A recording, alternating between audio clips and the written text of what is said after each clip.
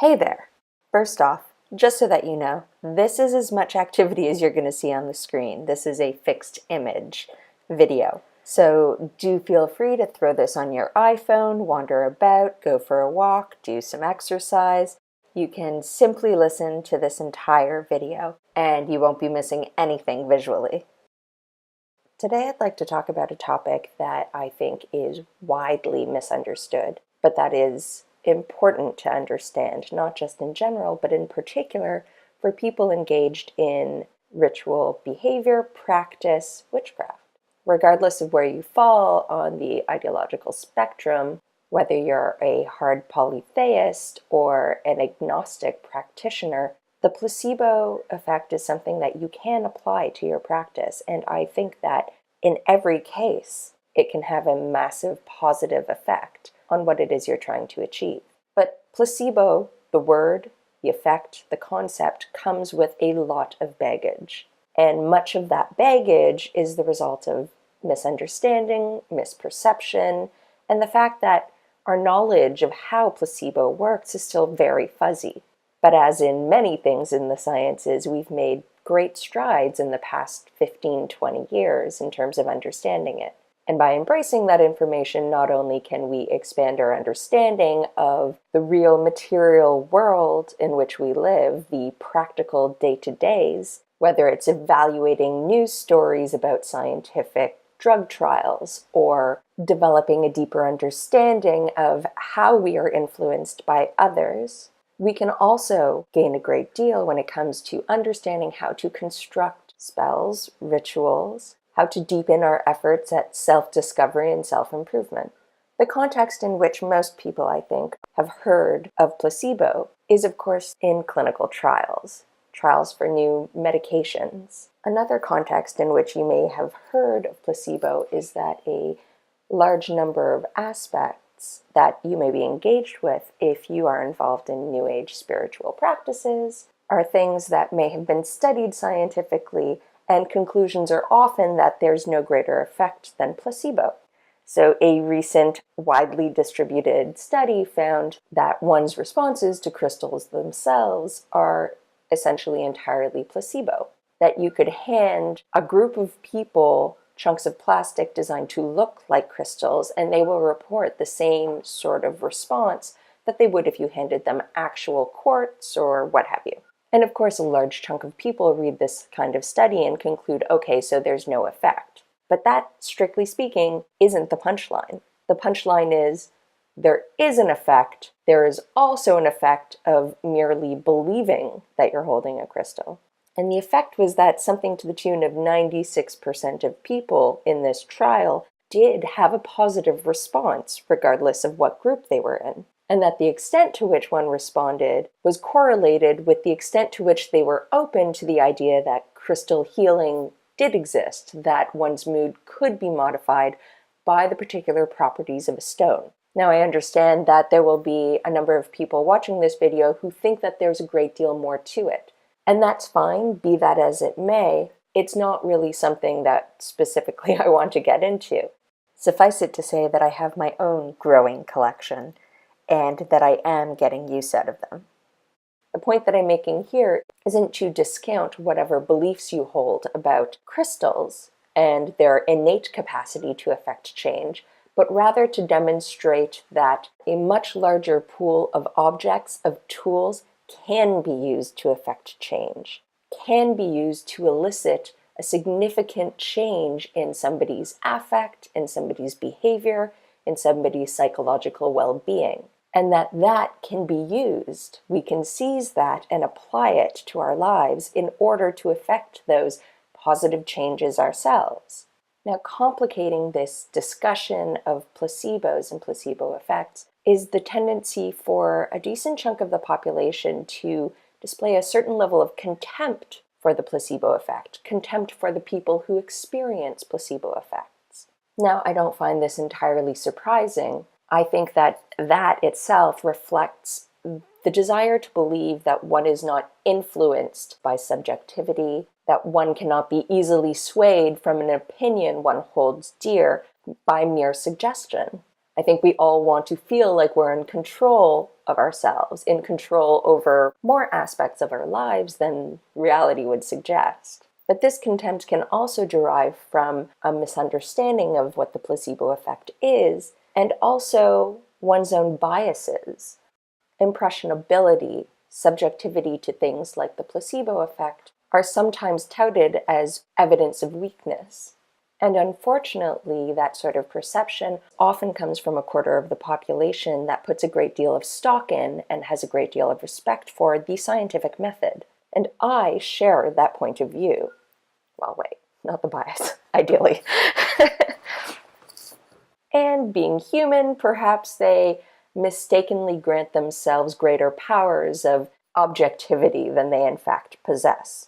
Because dismissal of the significance of placebo effects, and when I say dismissal, what I mean is equating placebo response with nothing happening, betrays a failure to embrace something that is absolutely supported by all of the evidence. And that is that you do not require a biologically active compound, a chemically active compound, in order to affect real physiological change. And these people know that. They will often be part of the group who acknowledge the efficacy of cognitive behavioral therapy, for instance. But when you strip CBT down to its fundamental core, what you're talking about is communication, the sharing of cognitive techniques, and the application of behavioral ritual in order to effect lasting change that can work on clinical populations who may be suffering from extreme emotional distress, the repercussions of past trauma, and among an enlightened and intellectual group who puts a great deal of stock in science, very few of them are going to discount CBT entirely. And yet we have, many of us, ingrained this idea that placebo effect is nothing. It is the so-called non-response against which actual responses are measured. And this probably reflects its use as the control group in the vast majority of clinical trials. Essentially, every clinical trial that can get away with having a placebo group does so. In some cases, ethically, it's not really an option, but the vast majority of these trials employ a placebo group as the control. And over time, a lot of us have internalized this to think placebo is the no intervention. But of course, if that were the case, we would simply simplify our lives and have a no intervention group instead of a placebo-controlled one, save a great deal of money, time, and effort. But of course, placebo isn't nothing. The sugar pill you deliver during your antidepressant trial isn't doing the trick. But that's not to say it doesn't fundamentally change the internal environment of the person receiving it. And there's another important concept. We think of environmental interventions as things that happen purely in the external realm, but the internal physiological environment also has effects. So although sucrose may not have any particular impact on one's neurological state and psychological state, anticipation of relief that comes from being in the trial, engagement with actual doctors to whom you may not have had access before, expectation of reward and positive affect stemming from your engagement in the trial. Those reactions to the sugar pill set off their own chain of reactions that can have important physiological and very real effects that do not require any dissembling or lying on the part of the person experiencing them. But of course, another major concern people have with regards to the placebo effect is whether those changes are temporary or whether they actually have a significant impact. Charlatans who prey on people's beliefs in order to elicit very short-term changes are, in fact, doing those people a disservice. And so placebo itself must be evaluated in much the same way we would evaluate a drug. And so 3 key considerations of placebo effect must therefore be the magnitude of the response, the consistency of the response, and whether the response is long-lasting or merely fleeting. And what I would like to suggest is that much like we can tweak the efficacy of a medication by adding a hydrogen here or removing a methyl group there, we can optimize our placebos to improve their efficacy, their longevity, the consistency with which they work, and thereby make of them as powerful an intervention as we possibly can. And this way of thinking of placebos, this process of trying to improve them, is really a central pillar of my own practice. A great deal of what I do is experimentation designed to improve my capacity to respond to any placebos I throw into the mix. So when talking about something like the consistency of one's ability to respond to placebo, it's important to then think about the question of who does respond to placebo. And that's a great question that is difficult to disentangle.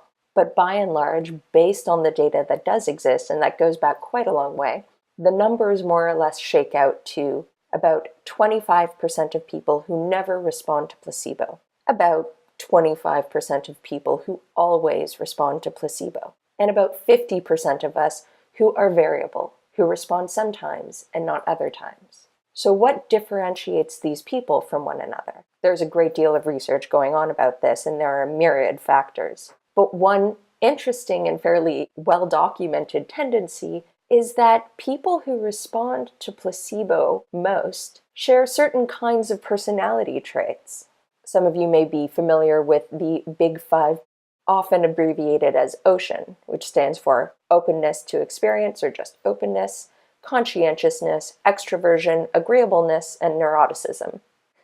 Neuroticism is such an old and baggage-laden term. It's really not something I would ever apply in a modern context, but what have you. It really refers to things like tendency towards anxiety or habitual elevated stress. Now, placebo responders, in terms of personality, tend to be very open, quite extroverted, quite agreeable, people who have a lot of the characteristics that would make you like them. And interestingly, a lot of these characteristics are also shared by segments of the population who are more easily hypnotizable.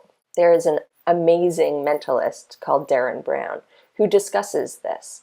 And these qualities of placebo responders aren't really surprising.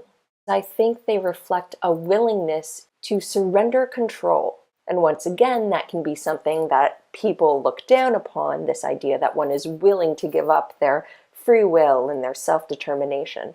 But it's possible to engage in trusting behavior. It's possible to trust without having to adopt a Bambi-esque naivete. And remember that 75% of people do respond to placebo, at least some of the time. And I would like to suggest that those people who aren't consistent responders respond when they allow themselves to be more open, more trusting. Now, there are a lot of people who have a great deal of difficulty opening themselves up that way, inviting manipulation, as it were. And I believe that I am, to a certain extent, one of those people. I can have a very hard time making myself open, letting go of the need to control and be in control. I just don't think that's a virtue. I think the most virtuous state, the one I aspire to anyway, is the capacity to let go when I choose to and retain control when I choose to, offering the best of both worlds. And this, I think, is reflected by another aspect of personalities of people who tend to respond well to placebo, and that's a tendency towards optimism. And I think the agreeableness, optimism, extroversion, openness to experience all reflect a fundamental willingness to give up absolute control, open oneself to the ministration of others, and see what happens.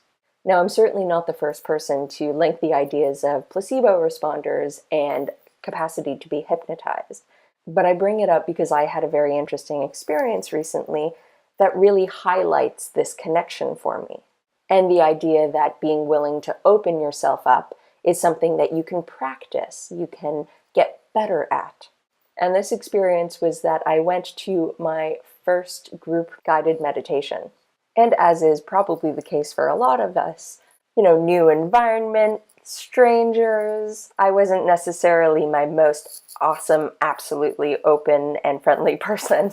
I was a little bit reserved, and that sort of little bit of reservation translates quite easily to being just a little bit negative.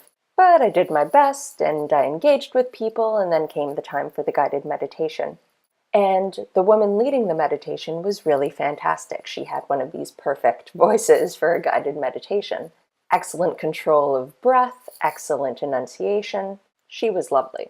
But by about 10 minutes in, I realized that anytime she gave us cues to visualize certain kinds of environments and put ourselves in those environments, I was picking the most isolationist, antisocial version of that environment possible. And this was just an automatic response. This was just a reflection of my emotional state, my uncertainty. But when I realized this, immediately I thought, you're being a bitch.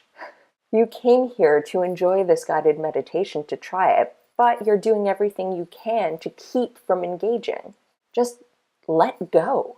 And so in my mind, upon realizing this and knowing that it was silly, at the moment in my mind was in this lovely subterranean cavern, because of course when she told us to picture ourselves surrounded by woods, I immediately put myself underground in an impenetrable cave. I just let the earth swallow me and let go.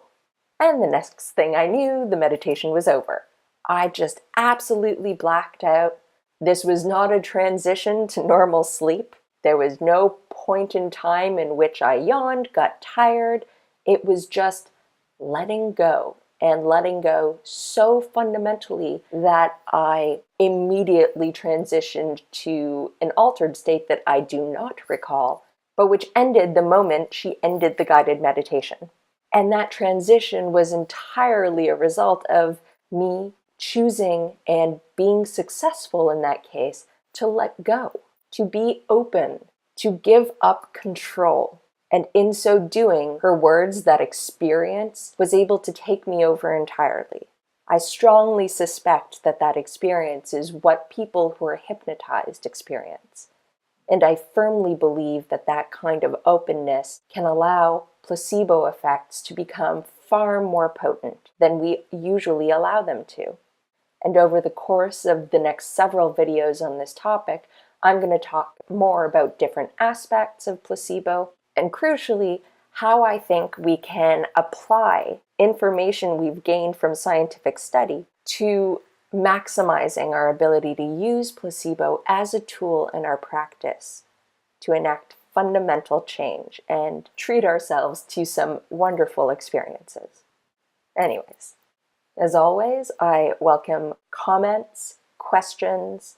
If there are topics you'd like me to discuss in more detail in the future, if there are questions you have that I didn't answer, if you require more detail on any of these topics or anything related to placebo, please let me know. I will endeavor to do my best to answer those questions, to give you the information you need. And until then, I hope you have a fantastic day.